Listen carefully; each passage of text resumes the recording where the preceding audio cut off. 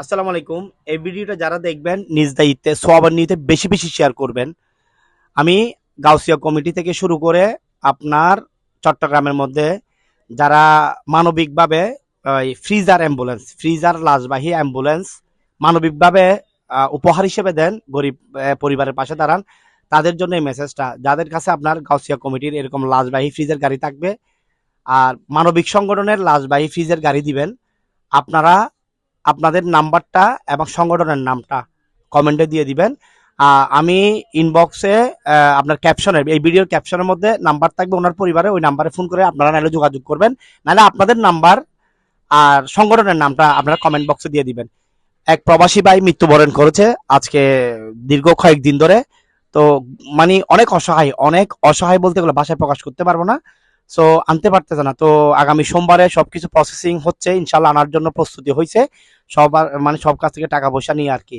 তো ওই প্রবাসী ভাইয়ের লাশটা চট্টগ্রাম এয়ারপোর্টে আগামী সোমবারে যে কোনো সময় আসতে পারে। আগামী সোমবারে প্রবাসী ভাইয়ের লাশটা যে কোনো সময় আসতে পারে। তো ওনার যে লাশটা আনার জন্য যে ফ্রিজার যে লাশবাহী গাড়িটা লাগবে অ্যাম্বুলেন্স, ওইটা জন্য ওই পরিবারের কোনো টাকা পয়সা কোনো কিছু নাই, মানে আর্থিক অবস্থা দিয়ে এতটা খারাপ, এগুলো বলার কোনো ভাষা নাই।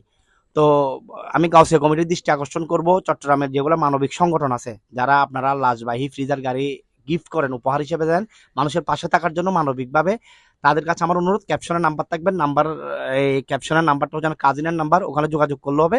নাহলে আপনাদের সংগঠন বা আপনাদের এই অ্যাম্বুলেন্সের যে নাম্বারটা থাকবে, মানবিক সংগঠনের যে নাম্বারটা থাকবে, ওইটা আপনারা নাম সহ নাম্বার সহ কমেন্ট বক্সে দিয়ে দিলে হবে।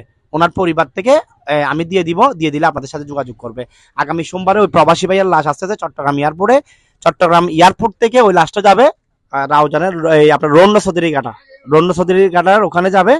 তো আপনারা একটু হেল্প করবেন, মানবিকভাবে এগিয়ে আসবেন। ওনার পরিবারের অবস্থা খুবই খারাপ, মানে খুবই খারাপ। ছেলেটা খুব স্বপ্ন নিয়ে বিদেশ গেছিল, তো ওখানে মারা গেছে, বেশ কয়েকদিন হচ্ছে, টাকার জন্য আনতে পারতেছে না। এখন সবকিছু প্রসেসিং হয়েছে আলহামদুলিল্লাহ, সবার সহযোগিতায় আর্থিক কিছু মানবিক টিমও ইনশাল্লাহ এগিয়ে আসছে। সবার সহযোগিতা আগামী সোমবারে লাশটা আনবে চট্টগ্রাম এয়ারপোর্টে, আসবে আগামী সোমবারে। তো চট্টগ্রাম এয়ারপোর্ট থেকে রাউজান রন্য চৌধুরীঘাটা লাশটা নিয়ে যেতে হবে।